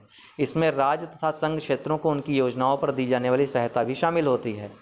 गैर योजनागत व्यय, योजनागत व्ययों के अतिरिक्त सभी व्यय जो सरकार के सामान्य सामाजिक तथा आर्थिक सेवाओं से संबंधित होते हैं गैर योजनागत व्यय कहलाते हैं। गैर योजनागत व्यय में 3 प्रमुख व्यय हैं, ब्याज अदायगी, रक्षा व्यय और सब्सिडी।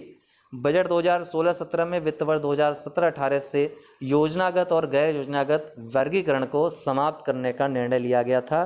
कब? बजट 2016-17 में। और कब से समाप्त किया गया? 2017-18 से। और व्यय के इस विभाजन को समाप्त करने का जो पहला सुझाव दिया था रंगराजन समिति ने दिया था। विभिन्न घाटे तथा घाटे की वित्त व्यवस्था, सूत्र याद रखेगा। बजट घाटा क्या होता है? तो कुल राजस्व प्राप्ति प्लस कुल पूंजीगत प्राप्ति में कुल राजस्व व्यय और कुल पूंजीगत व्यय को घटा देंगे तो बजट घाटा प्राप्त होगा। अर्थात सरकार को जितनी प्राप्ति होती है और जितना व्यय होता है इनका घाटा इनका जो घटाव होता है वही बजट घाटा होता है। बजट घाटा को इस तरह से निरूपित कर सकते हैं, कुल राजस्व प्राप्ति माइनस कुल राजस्व व्यय और कुल पूंजीगत प्राप्ति माइनस कुल पूंजीगत व्यय, ये माइनस कर लीजिएगा यहाँ पे। तो अर्थात कुल राजस्व घाटा और कुल पूंजीगत घाटा को जोड़ देंगे तो बजट घाटा प्राप्त होगा। बजट घाटा को पूरा करने के लिए सरकार रिजर्व बैंक से नकदी शेष की निकासी, ट्रेजरी बिल का निर्गमन या मुद्रा की पूर्ति में वृद्धि कराती है, जिसे घाटे की वित्त व्यवस्था कहते हैं। राजस्व घाटा बराबर कुल राजस्व प्राप्ति माइनस कुल राजस्व व्यय। प्रभावी राजस्व घाटा बराबर राजस्व घाटा माइनस पूंजी संपत्ति सृजन के लिए राज्यों को दिया गया अनुदान। राजकोषीय घाटा क्या होता है? यह बजटरी वर्ष में सरकार की संपूर्ण देयता को दर्शाता है। संपूर्ण देयता क्या होती है? आंतरिक ऋण, विदेशी ऋण, RBI से ऋण और अन्य जो देयताएं होती हैं इनको मिलाकर संपूर्ण देयता कहते हैं। राजकोषीय घाटा का सूत्र क्या होगा? बजटरी घाटा प्लस सरकारी दायित्व जो सरकार को देना होता है। अर्थात राजस्व घाटा धन, पूंजीगत व्यय माइनस देयता न सृजित करने वाली प्राप्तियां। प्राथमिक घाटा, राजकोषीय घाटा में से ब्याज दायित्व घटा देते हैं तो प्राथमिक घाटा प्राप्त हो जाता है। पूंजी घाटा, पूंजी प्राप्तियों में से पूंजी व्यय को घटा दिया जाता है। मौद्रिक घाटा क्या होता है? यह राजकोषीय घाटे का वह भाग होता है जिसकी वित्तीय व्यवस्था रिजर्व बैंक ऑफ इंडिया द्वारा हो ऋण के रूप में। हिनार प्रबंधन, डेफिसिट फाइनेंसिंग क्या होता है? तो सरकारी बजटरी व्यवहार से उत्पन्न घाटा तथा नियोजित या जानबूझकर सृजित घाटा को पूरा करने की वित्तीय व्यवस्था को हीनार्थ प्रबंधन करते हैं। इसमें अक्सर मुद्रा जारी की जाती है। राजकोषीय उत्तरदायित्व व बजट प्रबंधन अधिनियम 2003 FRBM एक्ट 2003। तो राजकोषीय समेकन तथा सार्वजनिक व्यय प्रबंधन की दिशा में FRBM एक्ट 2003 एक अत्यंत ही महत्वपूर्ण एवं प्रभावी कदम है। प्रमुख विशेषताएं क्या हैं इसकी? तो राजकोषीय क्रियाशीलन में अधिकाधिक पारदर्शिता लाना, केंद्र सरकार द्वारा राजस्व घाटा तथा राजकोषीय घाटा को कम करने के लिए प्रभावी कदम उठाना, सरकार द्वारा अर्थोपाय अग्रिम के अतिरिक्त किसी और प्रकार से RBI से उधार नहीं लेना, ये सभी इसकी विशेषताएं हैं। वर्ष 2006-07 से RBI भारत सरकार द्वारा जारी की गई प्रतिभूतियों का प्राथमिक ग्राहक नहीं होगा, इसके अंतर्गत ये भी एक विशेषता है। कर्नाटक पहला राज्य है जिसने फिस्कल रिस्पॉन्सिबिलिटी एक्ट लागू किया। पूछा भी गया है कौन सा ऐसा राज्य जिसने फिस्कल रिस्पॉन्सिबिलिटी एक्ट लागू किया? तो कर्नाटक। भारतीय कर व्यवस्था में देखें तो प्रत्यक्ष कर में कौन कौन है? आयकर, निगम कर, संपदा शुल्क, पूंजी लाभ कर। अप्रत्यक्ष कर कौन कौन है? सीमा शुल्क, GST, केंद्रीय उत्पाद शुल्क, ये सब हैं। वस्तु एवं सेवा कर की बात करें तो विनिर्माता से उपभोक्ता तक वस्तु तथा सेवाओं की आपूर्ति के प्रत्येक चरण पर लगने वाला कर जिसका बोझ अंतिम उपभोक्ता वहन करता है, इसको हटाने के लिए जो है, इसको एकीकरण करने के लिए इसका कि बार बार न देना पड़े टैक्स, एक ही स्तर पर टैक्स लगे पूरा, इसके लिए वस्तु एवं सेवा कर लाया गया। यह 1 जुलाई 2017 से लागू हो गया है। वर्ष 2003 में सबसे पहले अप्रत्यक्ष कर पर गठित केलकर टास्क फोर्स ने GST का प्रस्ताव दिया था। भारतीय संविधान में 101वां संविधान संशोधन अधिनियम 2016 जो 8 सितंबर 2016 को अधिनियमित हुआ, इसके द्वारा GST का प्रावधान किया गया है। वस्तु एवं सेवा कर के अंतर्गत वस्तुओं एवं सेवाओं को कर की 5 अलग अलग दरों के समूह में वर्गीकृत किया गया है। 0, ठीक है, 0 के बाद क्या? 4, फिर 8, फिर 12 और अंतिम 24। अरे मैं क्या बोल रहा हूँ मैं? 0, 5 और 12, 18, 28, ये 5 दरें हैं GST की। GST से संबंधित नया अनुच्छेद तो 246A विशेष प्रावधान इसमें GST संबंधित किए गए हैं।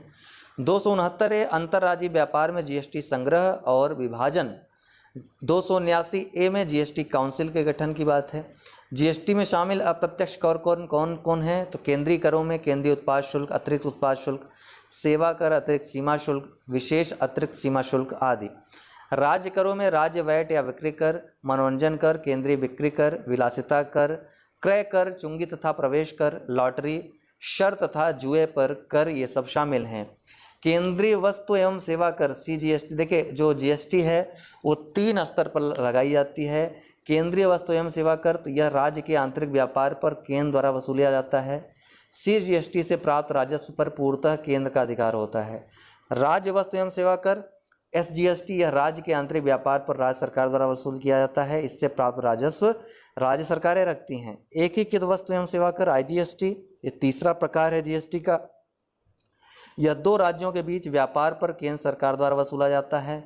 इससे प्राप्त राजस्व उस राज्य को जाता है जहां वस्तु या सेवा अंतिम रूप से उपभोग की जाती है। GST से बाहर रखी गई वस्तु मानव उपभोग के लिए शराब, पेट्रोलियम उत्पाद अर्थात मानव उपभोग के लिए शराब अर्थात पी जाने वाली शराब, पेट्रोलियम उत्पाद जिसमें पेट्रोल, डीजल, प्राकृतिक गैस, विमान ईंधन ये सभी आते हैं, और विद्युत, इनको जो है GST से बाहर रखा गया है। सक्षम परियोजना प्रोजेक्ट सक्षम, यह केंद्रीय उत्पाद एवं सीमा शुल्क बोर्ड CBEC की एक नई अप्रत्यक्ष कर नेटवर्क परियोजना है जिसका उद्देश्य वस्तु एवं सेवा कर GST के कार्यान्वयन, व्यापार को सुविधाजनक बनाने के लिए भारतीय सीमा शुल्क सिंगल विंडो इंटरफेस स्विफ्ट तथा डिजिटल इंडिया एवं ईज ऑफ डूइंग बिजनेस कार्यक्रमों बोर्ड द्वारा प्रारंभ की गई करदाता अनुकूल पहलों को मदद प्रदान करना है। विभिन्न समितियां संबंधित क्षेत्र, बलवंत राय मेहता समिति विकेंद्रीकरण के लिए सुझाव, सरकारिया समिति केंद्र राज्य संबंध, केलकर समिति अप्रत्यक्ष तथा परोक्ष करारोपण, काका कालेलकर पिछड़ी जातियों पर पहली समिति, कोठारी आयोग शैक्षिक सुधार, नरसिम्हा समिति बैंकिंग सुधार, स्वामीनाथन समिति जनसंख्या नीति, आबिद हुसैन समिति छोटे पैमानों के उद्योगों के लिए सुझाव, राजत चलैया समिति कर सुधार, SS तारापुर कमेटी पूंजी खाते की परिवर्तनशीलता, सच्चर कमेटी जो दूसरी थी मिसमें की सामाजिक, आर्थिक व शैक्षणिक स्थिति का अध्ययन, शुंगलू कमेटी सरदार सरोवर बांध परियोजना के विस्थापितों के पुनर्वास की स्थिति की समीक्षा के लिए, दीपक पारेख कमेटी आधारिक संरचना के वित्तीयन के लिए, गोईपुरिया कमेटी बैंक सेवा सुधार के लिए, जस्टिस MB शाह कमेटी काले धन पर, TSR सुब्रमण्यम समिति पर्यावरण वन्य जीव जल और हवा के संरक्षण और संरक्षण से संबंधित प्रमुख ग्रीन कानूनों की समीक्षा के लिए, TSR सुब्रमण्यम कमेटी नई शिक्षा नीति पर, रघुनाथ अनंत माशेलकर पैनल राष्ट्रीय स्वच्छता अभियान के लिए सर्वोत्तम तकनीकों की सिफारिश पर, DR गाडगिल कृषि वित्त पर, रतन V पटल समिति भारत में डिजिटल पेमेंट सिस्टम को बढ़ावा देने से संबंधित। मुद्रास्फीति, देखिए नई शिक्षा नीति जो 2020 में आई है, इसके कस्तूरी रंगन थे अध्यक्ष इस कमेटी के, ध्यान रखिए उनकी सिफारिश पर ये लागू हुआ है। मुद्रास्फीति का सामान्य शब्दों में अर्थ होता है वस्तुओं के मूल्य स्तर में वृद्धि। ऐसा तभी होता है जब आपके पास पैसे बहुत हों। मार्केट में सबके पास पैसा है, गोलू के पास भी 10 रुपया, भोलू के पास भी 10 रुपया, और सामान है एक, तो कीमत तो बढ़ जाएगी सामान की, पैसे की वैल्यू कोई नहीं रहेगी। यही है मुद्रास्फीति। यदि अर्थव्यवस्था में वस्तुओं की मांग में वृद्धि हो जाए परंतु इसकी तुलना में पूर्ति में वृद्धि न हो तो वस्तुओं के मूल्य स्तर में वृद्धि हो जाती है। ऐसी स्थिति को ही मुद्रास्फीति कहा जाता है। मुद्रा पूर्ति को कम करके मुद्रास्फीति रोकने की प्रक्रिया विस्फीति कहलाती है, ध्यान रखिएगा। भारत में मुद्रास्फीति के मापक के रूप में प्रयोग में लाए जा रहे प्रमुख मूल्य सूचकांक और कौन जारी करता है, ये बहुत महत्वपूर्ण है। तो थोक मूल्य सूचकांक की बात करें तो यह व्यापार के प्रारंभिक चरण में होलसेल प्राइस इंडेक्स वस्तुओं की थोक बिक्री की कीमतों में औसत परिवर्तन का मूल्यांकन करता है। थोक मूल्य सूचकांक वस्तुओं के थोक मूल्य को प्रदर्शित करने वाला सूचकांक है। इस सूचकांक का संकलन वाणिज्य एवं उद्योग मंत्रालय की औद्योगिक नीति एवं संवर्धन विभाग में आर्थिक सलाहकार कार्यालय द्वारा मासिक स्तर पर होता है। थोक मूल्य सूचकांक में सर्वाधिक भारांश विनिर्मित वस्तुओं का है। इसके पश्चात क्रमशः प्राथमिक वस्तुएं तथा ईंधन और विद्युत के भारांश हैं। वर्तमान में इसका आधार वर्ष 2011-12 है, लेकिन अब इसे 2017-18 कर दिया गया है। अर्थात अब जो आने वाला है 2022-23 में, वो पहली बार 2017-18 के बेस ईयर से जारी होगा। उपभोक्ता मूल्य सूचकांक कंज्यूमर प्राइस इंडेक्स उपभोक्ता मूल्य सूचकांक लोगों के प्रतिदिन उपयोग में लाई जाने वाली वस्तुओं एवं सेवाओं के मूल्यों में होने वाले परिवर्तन को मापता है। इसे प्रदर्शित करने वाले मूल्य सूचकांक कौन से हैं? इनका आधार वर्ष का है और इसका संकलन और प्रकाशन कौन करता है, ये याद रखिएगा। तो सबसे पहले औद्योगिक श्रमिकों के लिए CPI जो होती है उपभोक्ता मूल्य सूचकांक CPI इंडस्ट्रियल वर्कर्स के लिए, तो 2016 इसका आधार वर्ष है। श्रम एवं रोजगार मंत्रालय के श्रम ब्यूरो विभाग के द्वारा जारी होता है। CPI AL जो एग्रीकल्चर लेबर होते हैं, कृषि मजदूर, उनके लिए CPI जो जारी होता है 1986-87 आधार वर्ष है। श्रम एवं रोजगार मंत्रालय के श्रम ब्यूरो विभाग के द्वारा जारी होता है। CPI RL अर्थात रूरल लेबर्स ग्रामीण श्रमिकों के लिए जो CPI है 1986-87 आधार वर्ष है। श्रम एवं रोजगार मंत्रालय के श्रम ब्यूरो विभाग के द्वारा जारी होता है। CPI RU अर्थात रूरल और अर्बन का CPI ये संयुक्त रूप से 2011 से शुरू किया गया है, ये जारी होता है। 2012 इसका आधार वर्ष है। इसका संकलन शहरी क्षेत्रों में NSSO तथा ग्रामीण क्षेत्रों में पोस्ट ऑफिस विभाग द्वारा प्रकाशन किया जाता है। केंद्रीय सांख्यिकी कार्यालय के द्वारा इसका जो संयुक्त है इसका प्रकाशन किया जाता है। तो संकलन कौन कौन करता है? NSSO और पोस्ट ऑफिस विभाग। वहीं इसका प्रकाशन केंद्रीय सांख्यिकी कार्यालय करता है। अब NSSO और CSO को मिला करके NSO का निर्माण कर दिया गया है। तो अब अगर ऑप्शन में NSO आएगा तो आप NSO लगाइएगा। और डेट भी पूछ सकता है NSSO और CSO के मर्जर का, तो ये है 23 मई, याद रखिएगा 2019 को मर्ज कर दिया गया। अब NSO का गठन कर दिया गया इनके स्थान पर नेशनल स्टैटिस्टिकल ऑफिस का, ठीक है। वर्तमान में RBI reserve bank of India CPI संयुक्त, मतलब ये जो जितने भी CPI हैं इनका संयुक्त रूप से मुद्रास्फीति का सर्वाधिक उपयुक्त मापक मान रहा है, ठीक है। संयुक्त को मुद्रास्फीति का सर्वाधिक उपयुक्त मापक मान रहा है। गरीबी की बात कर लेते हैं। भारत में तो भारत में गरीबी निर्धारण का आधार उपभोग व्यय है। भारत में आज़ादी के बाद प्रथम बार 1971 में दांडेकर रथ फार्मूले के अंतर्गत वैज्ञानिक तरीके से गरीबी रेखा का निर्धारण किया गया। 1979 में अलग समिति की रिपोर्ट के आधार पर ग्रामीण क्षेत्रों में 2400 कैलोरी और शहरी क्षेत्रों में 2100 कैलोरी से कम उपभोग करने वाले व्यक्ति को गरीब माना गया। पूछा गया अलग कमेटी की रिपोर्ट के बारे में, ठीक है। बहुआयामी गरीबी सूचकांक आपको पता है, यूएनडीपी ये 2010 से ही मानव विकास रिपोर्ट के साथ जारी करता है।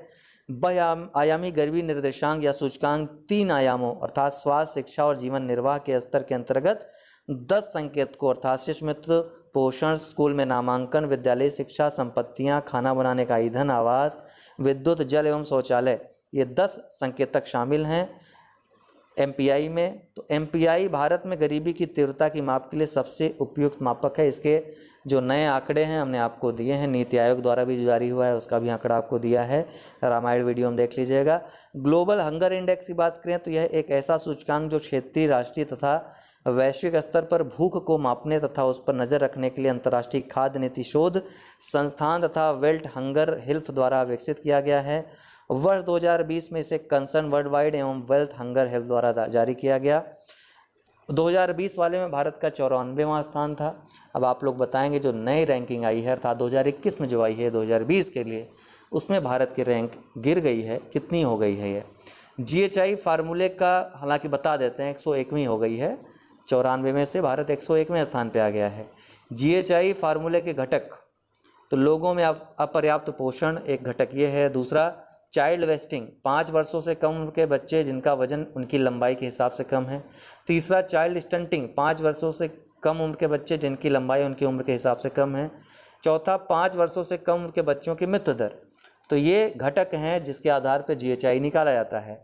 बेरोजगारी की बात करें तो भारत में बेरोजगारी से संबंधित आंकड़े राष्ट्रीय प्रतिदर्श सर्वेक्षण कार्यालय द्वारा जारी किए जाते हैं। एनएसएसओ द्वारा भारत में बेरोजगारी मापन के लिए 3 विधियां अपनाई जाती हैं, सामान्य स्तर, चालू साप्ताहिक स्तर तथा चालू। कुछ महत्वपूर्ण फैक्ट्स हैं, उनको देख लीजिए। एग्ज़ाम में वन लाइनर भी आ जाता है कभी कभी, आसान होते हैं दिखते हैं लेकिन कंफ्यूज कर देते हैं, तो उनको देख लेंगे। स्वतंत्रता के बाद कितनी बार रुपए का अवमूल्यन हुआ है भारत में, तो 3 बार। देश का सबसे बड़ा वाणिज्यिक बैंक कौन सा है, स्टेट बैंक ऑफ इंडिया। किसी वस्तु पर इको मार्क चिन्ह क्या दर्शाता है, पर्यावरण की दृष्टि से अनुकूल है वो वस्तु। भारत में प्रतिभूति विनिमय बोर्ड की स्थापना कब हुई, 1988 में। आर्थिक नियोजन किसका विषय है, तो समवर्ती सूची का है।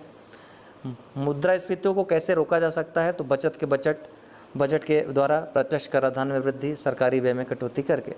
शेयर बाजार का प्रभावपूर्ण नियंत्रण कौन करता है, तो सेबी। भारत के लिए नियोजित अर्थव्यवसायी नामक पुस्तक किसने लिखी, प्लान इकोनॉमी फॉर इंडिया, तो एम विश्वेश्वरैया ने लिखी। उपभोक्ता की बचत का सिद्धांत किसने दिया, तो अल्फ्रेड मार्शल ने, ध्यान रखिएगा। केंद्रीय एगमार्क प्रयोगशाला कहाँ है, नागपुर में। विश्व में सबसे अधिक सहकारी संस्थाएं किस देश में है, भारत में है। राष्ट्रीय आय की सामाजिक लेखांकन गणना करने की विधि का विकास किसने किया था, रिचर्ड स्टोन ने। जब किसी वस्तु के वास्तविक मूल्य के बजाय मौद्रिक मूल्य से प्रतिक्रिया होती है तो उसे क्या कहते हैं, मुद्रा भ्रम कहते हैं। साख मुद्रा को अन्य किस नाम से जाना जाता है, ऐच्छिक मुद्रा के रूप में। किसी देश का आयात निर्यात से संबंधित भुगतान शेष क्या कहलाता है, व्यापार शेष। सुपर 301 क्या है, तो अमेरिकी व्यापार की कानूनी धारा है। भारत में कर्मचारी राज्य बीमा योजना का शुभारंभ कब हुआ था, 1952 में हुआ था। गोल्डन हैंडशेक स्कीम किससे संबंधित है, स्वेच्छा से सेवानिवृत्ति से। भारत में केंद्रीय राजस्व बोर्ड का विभाजन करके केंद्रीय उत्पादन सीमा शुल्क बोर्ड तथा प्रत्यक्ष बोर्ड की स्थापना कब हुई थी, 1963 में। राष्ट्रीय लेखा सांख्यिकी को क्या कहा जाता है, श्वेत पत्र कहा जाता है। राष्ट्रीय ग्रामीण विकास संस्थान कहाँ स्थित है, हैदराबाद में स्थित है। संरचनात्मक बेरोजगारी का प्रमुख कारण क्या है, अपर्याप्त उत्पादन क्षमता। कुटीर ज्योति योजना क्या थी, तो ग्रामीण क्षेत्रों में गरीबी की रेखा के नीचे जीवन यापन करने वाले परिवार को निःशुल्क विद्युत सुविधा देना। हालांकि बाद में सौभाग्य योजना 2017 में आई, इसका स्थान उसने ले लिया है, जिसमें शहरी और ग्रामीण दोनों गरीबों को शामिल किया गया है। वर्ल्ड डेवलपमेंट रिपोर्ट किसका वार्षिक प्रकाशन है, तो विश्व बैंक का है। हरित सूचकांक ग्रीन इंडेक्स किसके द्वारा विकसित किया गया था, तो संयुक्त राष्ट्र पर्यावरण कार्यक्रम UNEP के द्वारा। भारतीय अर्थव्यवस्था के उदारीकरण का अग्रदूत किसे माना जाता है, डॉक्टर मनमोहन सिंह को। भारत में वैट कब लागू हुआ था, वैट कर, 1 अप्रैल 2005 को। करेंसी नोट प्रेस कहाँ है? नासिक में है। नरसिंघम कमेटी का संबंध किससे है? बैंकिंग सुधार से। बुल एंड बियर शब्द किससे संबंधित है? शेयर बाजार से। मुद्रा की मात्रा में कमी हो जाना क्या कहलाता है? मुद्रा का संकुचन कहलाता है। महालनोबिस मॉडल का संबंध किस योजना से है? दूसरी पंचवर्षीय योजना से। पहले वित्त आयोग का गठन कब हुआ? 1951 में। शिक्षा किसका विषय है? समवर्ती सूची का है। भारतीय अर्थव्यवस्था के लिए वृद्धि की हिंदू दर किसने बनाया था? राज किसने? तो हिंदू वृद्धि दर किससे संबंधित है? भारतीय अर्थव्यवस्था की वृद्धि दर से। अमर्त्य सेन को नोबेल किसके लिए मिला? कल्याण अर्थशास्त्र के लिए, वेलफेयर इकोनॉमिक्स के लिए। किसी अर्थव्यवस्था में पूंजी निर्माण निर्भर करता है कुल बचत पे। गांधी जी कड़ी को किसका प्रतीक मानते थे? आर्थिक स्वतंत्रता का प्रतीक मानते थे। भारत के लिए नियोजित अर्थव्यवस्था कब लिखी गई? 1934 में। किसके द्वारा लिखी गई? तो डॉक्टर सर एम विश्वेश्वरैया के द्वारा लिखी गई। Planned economy for India. विकास का सिद्धांत किसने दिया? दादा भाई नौरोजी ने। गरीबी का दुष्चक्र दृष्टिकोण, प्रच्छन्न बेरोजगारी सिद्धांत, संतुलित विकास का सिद्धांत, ये सब रेगनर नक्स ने दिया। प्लानिंग एंड द पुअर, ये BS मिन्हास ने दिया। An inquiry into the poverty of nations किसने लिखा? ये पुस्तक गुनार मेंडल ने। प्रबंधक का सिद्धांत रजस्टीन रोडा ने। असंतुलित विकास का सिद्धांत हर्षमैन ने। Stages of economic growth Rosto ने। Social welfare and collective device AK Sen ने, अमर्त्य सेन ने। भुगतान सामर्थ्य दृष्टिकोण एडम स्मिथ। इष्टतम करारोपण का सिद्धांत आर्थर लैफर। व्यय कर केल्डार। टॉबिन कर जेम्स टोबिन। मूल्यवर्धित कर के प्रतिपादक कौन थे? तो F वान सीमेंस थे। मूल्यवर्धित कर मारिस फारे और कार्ल शूप ने इनको विकसित किया था। न्यूनतम त्याग का सिद्धांत JS मिल ने दिया था। जीरो बेस बजटिंग का सिद्धांत पीटर पायर ने दिया था। अधिकतम सामाजिक कल्याण का सिद्धांत डाल्टन पिगू ने दिया था। कर की क्षमता का सिद्धांत क्लार्क ने दिया था। कार्यात्मक वित्त का सिद्धांत AP लर्नर ने दिया था। क्षतिपूरक राजकोष का सिद्धांत जॉन मेडार्किस ने दिया था। 15वां वित्त आयोग को पता है कि अनुच्छेद 280 भारतीय संविधान में जो दिया है, राष्ट्रपति इसकी नियुक्ति करता है। जो 15वां वित्त आयोग था, इसको मंजूरी 22 नवंबर 2017 को दी गई थी। गठन इसका 27 नवंबर 2017 को हुआ था। समय अवधि 1 अप्रैल 2020 से 2025 31 मार्च 2025 तक थी। हालांकि इसकी समय अवधि बढ़ाई गई। अध्यक्ष दो बार बढ़ाई गई। अध्यक्ष कौन थे? NK सिंह। 4 अन्य सदस्य रट लीजिएगा, अनूप सिंह, अशोक लहरी, रमेश चंद और शशिकांत दास थे। सचिव कौन है? अरविंद मेहता, 15वें वित्त आयोग के। ये पूरा याद रखिएगा, कभी भी पूछ सकता है। डबल डिप रिसेशन क्या होता है? डबल डिप रिसेशन अर्थात बार बार मंदी का जब दोहरा होता है, अर्थात मंदी के बाद तेजी फिर मंदी, तो इसको डबल डिप रिसेशन कहते हैं। तो C वाला राइट आंसर है। पिछले दिनों ये स्थिति विश्व में देखी गई कोरोना के टाइम। प्रतिकारी शुल्क क्या होता है? प्रतिकारी शुल्क निर्यात शुल्क है, आयात शुल्क है, कर अपवंचन के विरुद्ध शुल्क है, निर्यात सब्सिडी है, क्या है? तो ये आयात शुल्क है। बढ़ चढ़ के आयात शुल्क लगा करके किसी वस्तु की जो अपने जो प्रोडक्ट्स हैं, स्वदेशी प्रोडक्ट्स हैं, उनको प्रतियोगिता से कुछ वस्तुएं बाहर कर देती हैं। तो ऐसी वस्तुओं पर आयात शुल्क कभी कभी ज़्यादा लगा दिया जाता है ताकि जो राष्ट्रीय हमारे उत्पाद हैं वो संरक्षित रह सकें, क्योंकि उनमें लागत ज़्यादा आई है, इसलिए उनकी कीमत ज़्यादा है। बाहर से वस्तु किसी तरह वहाँ पर मान लीजिए उपलब्धता ज़्यादा है, लागत कम आई है, सस्ते में बेच रहा है, तो वो तो हमारे मार्केट को कैप्चर कर लेगा पूरी तरीके से।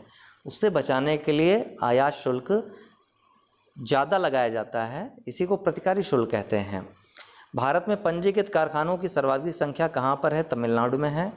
मुद्रा योजना के संदर्भ में निम्न कथनों पर विचार कीजिए। इसके अंतर्गत सूक्ष्म संस्थाओं को 4 श्रेणियों में विभाजित किया गया है। दूसरा है तरुण उद्यम के लिए सीमा 5 लाख से 10 लाख रुपए तक है। तो इसमें पूछा है कि सत्य कथन चुनना है आपको, केवल 1, केवल 2, दोनों सही, दोनों गलत। तो मुद्रा में देखिए 4 श्रेणियां नहीं है, 3 श्रेणियां हैं। कौन कौन? शिशु, किशोर और तरुण। शिशु में 50,000 तक का लोन, किशोर में 50,000 से 5 लाख तक का लोन, और तरुण में 5 लाख से 10 लाख तक का लोन लिया जा सकता है। ठीक है, रियायत दर पे लोन मिलता है इसमें, और जिसको 3 से 5 वर्ष तक लौटाना होता है। ठीक है, एक बात और है कि ध्यान रखिएगा इसकी अधिकतम सीमा लोन की तो तय है 10 लाख तक अधिकतम, लेकिन न्यूनतम सीमा तय नहीं है। मतलब आप 5,000 का भी 20,000 का भी ले सकते हो, 2 रुपये चाहो तो भी ले सकते हो, मतलब न्यूनतम नहीं तय है इसमें, ये भी याद रखिएगा। तो इसमें क्या है, दूसरा वाला सही है, पहला वाला गलत है, तो केवल 2 सही भी वाला। असत्य कथन का पहचान करना है। भुगतान बैंक ऋण नहीं प्रदान करते। अभी हमने देखा था, भुगतान बैंक के बारे में पढ़ा था, ये डेबिट कार्ड जारी नहीं करते किंतु क्रेडिट कार्ड जारी करते हैं। ये साख सीजन नहीं कर सकते, ये प्रत्यक्ष लाभ अंतरण सुविधाएं दे सकते हैं। तो इनमें असत्य कथन का पहचान करना है। तो पहला वाला, भुगतान बैंक ऋण नहीं प्रदान करते, ये तो सत्य है। क्रेडिट कार्ड जारी नहीं करते, ये डेबिट कार्ड जारी नहीं कर सकते, गलत है। ये क्रेडिट कार्ड जारी नहीं कर सकते हैं, डेबिट कार्ड जारी कर सकते हैं, तो ये उल्टा स्टेटमेंट है, यही वाला गलत है। साख सीजन तो करता ही है, डेबिट कार्ड भाई जारी करता है, जमा स्वीकार करता है, बैंकिंग गतिविधियाँ करता है, और प्रत्यक्ष लाभ अंतरण सुविधाएं दे सकता है, ये भी सही है, केवल बी वाला गलत है। तो reserve bank of India act 1934 के तहत वह कौन सा एक सेक्शन है जो रिजर्व बैंक को 1 रुपये के नोट छापने के अधिकार से वंचित करता है, रोकता है? तो अनुच्छेद 24 का 1 है, डी वाला राइट आंसर है। भारतीय रिजर्व बैंक की स्थापना के समय प्रारंभिक पूंजी कितनी थी रिजर्व बैंक ऑफ इंडिया की? तो ये 5 करोड़ रुपए थी।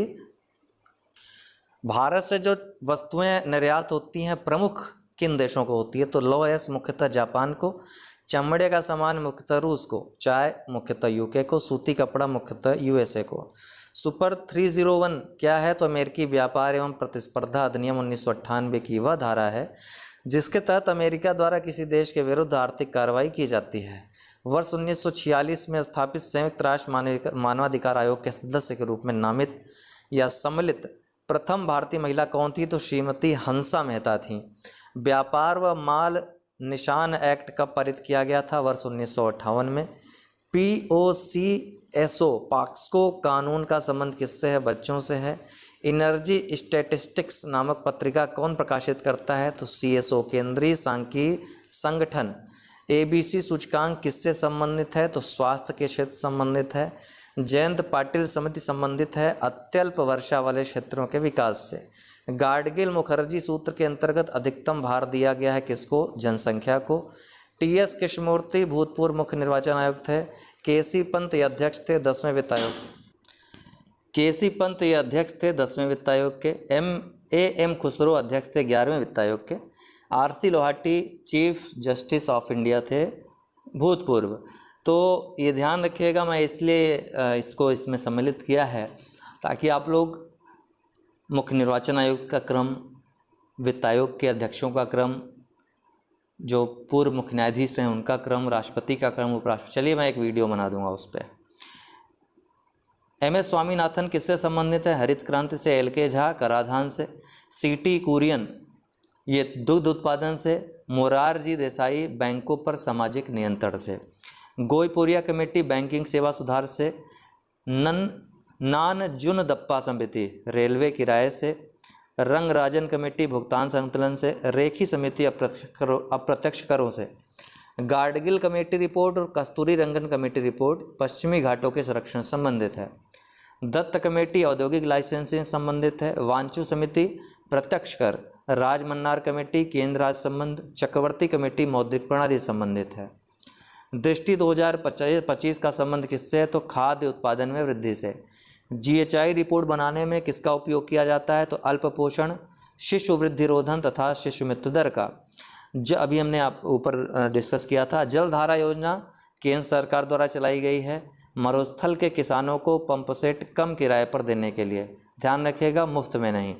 भूमि अधिग्रहण विधेयक कितने संशोधनों के बाद लोकसभा में पारित हुआ था? तो 9 संशोधनों के बाद पारित हुआ था।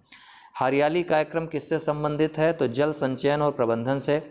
विश्व के जल संसाधनों का लगभग कितना प्रतिशत भारत के पास है? तो 4%। कमैया प्रणाली किससे संबंधित है? तो नेपाल में श्रमिकों में पीढ़ी दर पीढ़ी चली आ रही एक परंपरा है। नेट मीटरिंग संबंधित है किससे? तो परिवारों या उपभोक्ताओं द्वारा सौर ऊर्जा उत्पादन और उपयोग से संबंधित है। विद्युत उत्पादन का अवरोही क्रम क्या है? तो महाराष्ट्र में सबसे ज़्यादा, फिर गुजरात में, फिर तमिलनाडु में, फिर उत्तर प्रदेश में। भारत में वर्तमान प्रति व्यक्ति प्रतिवर्ष बिजली का उपयोग कितना है? तो अभी अर्थात सौभाग्य योजना जब स्टार्ट हुई तब की बात है 1075 किलोवाट प्रति घंटा। नए आंकड़ों के अनुसार वो चेंज हो जाएगा, वो आंकड़ा आने वाला है बहुत जल्द। अति अल्पकालीन बाजार उपयुक्त होता है किसके लिए? तो सब्जी वाली फसलों के लिए ज़्यादा उपयुक्त होता है। जैव डीजल मिशन का क्रियान्वयन कौन कर रहा है? तो ग्रामीण विकास मंत्रालय कर रहा है। ई चौपाल क्रियान्वयन करता कौन है? तो ई चौपाल आईटीसी के द्वारा जो एक संस्था है वो चलाती है। लुप्त होती महिलाओं का विचार किसने दिया था? अमर्त्य सेन ने। विश्व आर्थिक मंच के संस्थापक कौन है? क्लास श्वाब हैं। ई लाला पोर्टल क्या है? भारत सरकार का शहरी विकास मंत्रालय ने इसको शुरू किया है। छोटे व्यापारियों के लिए पोर्टल शुरू किया गया है। अथावाना का अर्थ क्या है? तो भू राजस्व विभाग को अथावाना कहा जाता है। ऑटोमोबाइल जो विभिन्न उद्योग हैं उनका मुख्यालय, तो BMW AG का मुख्यालय जर्मनी में है। डैमलर AG का मुख्यालय ब्रिटेन में है। रेनाल्ट SA का मुख्यालय फ्रांस में है। वोक्सवैगन AG का मुख्यालय जर्मनी में है। भारतीय पेटेंट कानून कब लागू हुआ? 1972 में। सूचकांक रेजिडेक्स किससे संबंधित है? भूमि कीमत से। 2007 से ये सूचकांक जारी हो रहा है। आर्थिक समीक्षा तैयार करता है कौन? वित्त मंत्रालय। बेनेलेक्स कंट्रीज़ किसको कहा जाता है? तो बेल्जियम, नीदरलैंड, लग्जमबर्ग को। भारत में प्रतिस्पर्धा आयोग का गठन कब हुआ? 2003 में। खादी एवं ग्रामीण उद्योग कमीशन जो आयोग है उसका मुख्यालय कहाँ है? मुंबई में है। विभिन्न कंपनियां, एल्युमिनियम कंपनियां, उनके प्रमुख केंद्र बाल्को का कोरबा और कोयना में है। छत्तीसगढ़ में कोरबा है, कोयना महाराष्ट्र में है। नाल्को कहाँ है? दामनजोड़ी उड़ीसा में।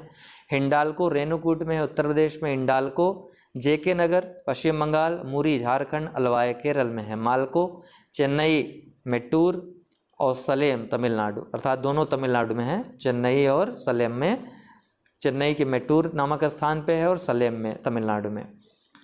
विभिन्न केंद्र, औद्योगिक केंद्र और उद्योग, तो शिवकाशी केंद्र जिसको लिटिल जापान उपनाम दिया है नेहरू ने, आतिशबाजी और माचिस उद्योग के लिए जाना जाता है। पीतमपुर मध्य प्रदेश का ऑटोमोबाइल उद्योग के लिए फेमस है। काकीनाडा जूट के लिए फेमस है। विरुधनगर तमिलनाडु सूती वस्त्र के लिए फेमस है। चन्नापटना कर्नाटक का रेशम के लिए। टीटागढ़ वेस्ट बंगाल का कागज़ के लिए। भदोही उत्तर प्रदेश का कारपेट के लिए, कालीन के लिए। लखेरी राजस्थान का सीमेंट के लिए। टुंडू झारखंड का जस्ता के लिए। भाटपाड़ा वेस्ट बंगाल का जूट के लिए। भारत के चीनी, कपड़ा, जूट और लौह इस्पात उद्योग में से किस उद्योग में अधिकतम श्रमिक लगे हुए हैं? तो कपड़ा उद्योग में। केंद्रीय रेशम बोर्ड की स्थापना कब हुई थी? 1949 में। स्पंज आयरन के उत्पादन में पहला स्थान किसका है? भारत का। स्वतंत्रता के बाद अब तक भारतीय अर्थव्यवस्था की सर्वाधिक वृद्धि दर किस वर्ष रही है? तो 1988-89 में। ये वृद्धि दर कितनी थी? लगभग 10.2% थी। पहले इसको 9.9% आंका गया था, लेकिन एक अलग रिपोर्ट में 10.2% आंका गया था। SDI की गणना में जन्म के समय जीवन प्रत्याशा के लिए अधिकतम तथा न्यूनतम मान कितना था? 83.6 एवं 20। ठीक है। भारत निर्माण के अंतर्गत शामिल हैं। 16 दिसंबर 2005 को भारत निर्माण योजना शुरू हुआ था। इसके 6 घटक हैं। ग्रामीण विकास मंत्रालय ने शुरू किया था। कौन कौन 6 क्षेत्र हैं? ग्रामीण आवास, ग्रामीण जलापूर्ति, ग्रामीण विद्युतीकरण, ग्रामीण टेलीफोन या संचार, ग्रामीण सड़कें और सिंचाई कार्यक्रम। मनरेगा के संबंध में कुछ विशेष फैक्ट्स हैं। 2006-07 में 200 जिलों से प्रारंभ हुई। 2007-08 में 330 जिलों में लागू की गई। 2008-09 से 640 अर्थात देश के सभी जिलों में लागू कर दिया गया। इसकी क्रियान्वयन इकाई ग्राम पंचायत है। केंद्र राज्य व्यय वहन अनुपात 90:10 है, अर्थात 90% केंद्र सरकार, 10% राज्य सरकार वहन करती है। नरेगा से पहले, नरेगा जब लागू हुआ तब नाम था 2006 में, लेकिन 2 फरवरी 2006 में जब लागू हुआ था, लेकिन ये 2 अक्टूबर 2009 से इसका नाम मनरेगा कर दिया गया। ठीक है। लाभ प्राप्तकर्ता इकाई व्यक्ति है या परिवार है? तो ध्यान रखिएगा परिवार है। और मजदूरी कितनी हो, इसके सुझाव के लिए मनरेगा में कमेटी किसकी अध्यक्षता बनी थी? तो मिहिर शाह कमेटी बनी थी। ये बनी थी फरवरी 2012 में। विभिन्न कार्यक्रम हैं, उनके प्रारंभ का वर्ष। ट्राइसेम का प्रारंभ अगस्त 1979 में, NREP का अक्टूबर 1980 में, JRY का अप्रैल 1990 में, SGSY का अप्रैल 1999 में, DDUGI पंडित दीनदयाल उपाध्याय ग्राम ज्योति योजना का 20 नवंबर 2014 को, मेक इन इंडिया का 25 सितंबर 2014 को, न्यूनतम मजदूरी अधिनियम 1948, बोनस भुगतान अधिनियम 1965, समान कार्य के लिए समान मजदूरी 1975, बधुआ मजदूरी उन्मूलन अधिनियम 1976, मातृत्व लाभ अधिनियम 1961, श्रमिकों की छटनी 1991, HDI ह्यूमन डेवलपमेंट इंडेक्स 2010 से इसमें 3 संकेतक शामिल हैं। कौन कौन? जीवन प्रत्याशा सूचकांक, शिक्षा सूचकांक और आय सूचकांक। डियर मनी किस मुद्रा को कहते हैं? उस मनी को कहते हैं, उस मुद्रा को कहते हैं जब मुद्रा या ऋण लेना महंगा हो जाए। चीप मनी किसको कहते हैं? जब ऋण सस्ता हो जाए। हार्ड मनी कब मनी को कहते हैं? किस धन को कहते हैं? जब लाभ के उद्देश्य से मुद्रा का तीव्र गति से पलायन हो जाए।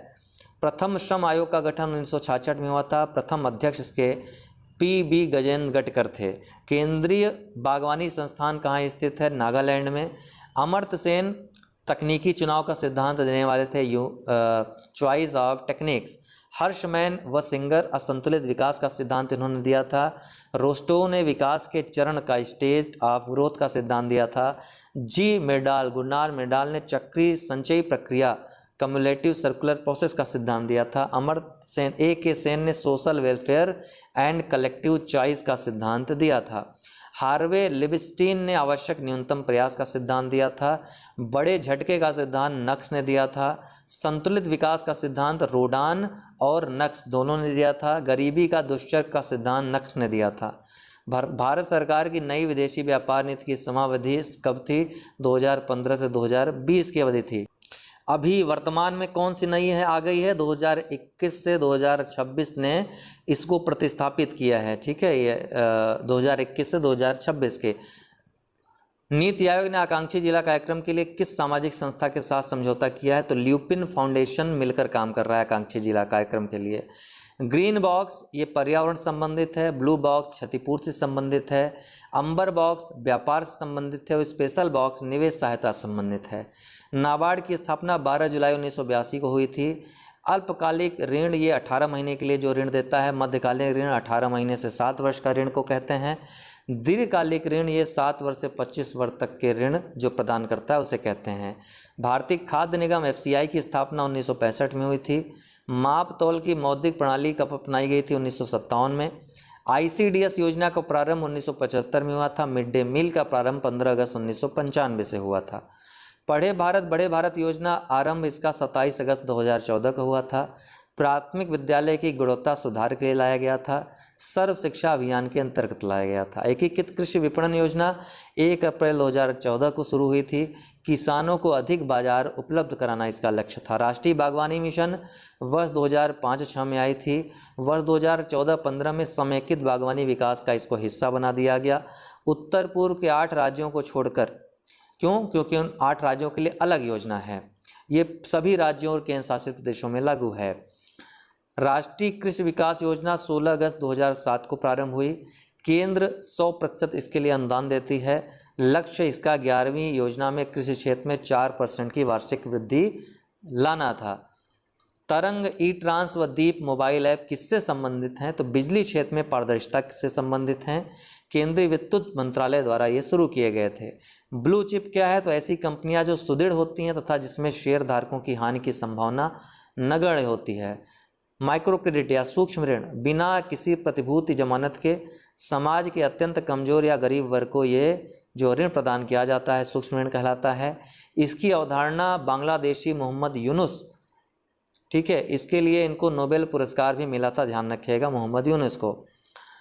ट्विन डिफिसिट जुड़वा घाटा, राजकोषीय घाटा और चालू खाता घाटे को मिलाकर जुड़वा घाटा कहा जाता है, ध्यान रखिएगा। जब राजकोषीय घाटा चालू खाता घाटा दोनों का एक साथ जिक्र करेंगे तो इसको ट्विन डेफिसिट कहते हैं। भारत में AEZ एग्रीकल्चर इकोनॉमिक जोन की स्थापना कब हुई थी? 2001 में। SEZ स्पेशल इकोनॉमिक जोन नीति कब आई थी भारत में? अप्रैल 2000 में घोषित हुई थी। राजकोषीय घाटा फिस्कल डिफिसिट का सूत्र क्या है? तो कुल व्यय में से कुल राजस्व आय और अंतिम रूप से प्राप्त पूंजीगत प्राप्तियां इनको मिला दिया जाता है, घटा दिया जाता है। राजकोषीय घाटा राजस्व व्यय में राजस्व आय को घटा देते हैं। प्राथमिक घाटा प्राप्त करने के लिए राजकोषीय घाटा में से ब्याज भुगतान को घटा देते हैं। ग्रीन फील्ड FDI किसे कहते हैं? नई परियोजनाओं में निवेश को। ब्राउनफील्ड एफडीआई किसको कहते हैं? पूर्व से चली आ रही योजना में निवेश को। खुले बाजार की कार्रवाई जो कि ओपन मार्केट ऑपरेशन आरबीआई द्वारा अपनाने जाने वाला उपकरण है। आरबीआई द्वारा सरकारी प्रतिभूतियों, ट्रेजरी बिल तथा अन्य स्वीकृत पत्रों का खुले बाजार में क्रय विक्रय के माध्यम से तरलता को कम या अधिक करना ही खुले बाजार की कार्रवाई कहलाता है। विभिन्न समितियां कृषि के क्षेत्र में राज्य समिति कृषि जोत कर से संबंधित थी, वैद्यनाथन सिंचाई संबंधित थी, खुसरो कृषि साख से संबंधित थी, गुरु कृषि विपणन संबंधित थी, वेणुगोपालन पीडीएस से संबंधित थी, हनुमंतराव उर्वरक से और रवे या दवे समिति कृषि साख पत्र से संबंधित थी। उद्योग से क्षेत्र संबंधित समिति हजारी औद्योगिक नीति से, गोस्वामी औद्योगिक गुणवत्ता से, दत्त औद्योगिक लाइसेंस से, अर्जुन सेन सार्वजनिक उद्यम से, भावे कंपनी सूचना से, बैंक नरसिंघम समिति बैंकिंग सुधार से, गोईपुरिया बैंकिंग सेवा सुधार से, सुखमय चक्रवर्ती मौद्रिक प्रणाली से, मल्होत्रा कमेटी बीमा सुधार से, बाघुल समिति म्यूचुअल फंड से संबंधित थी।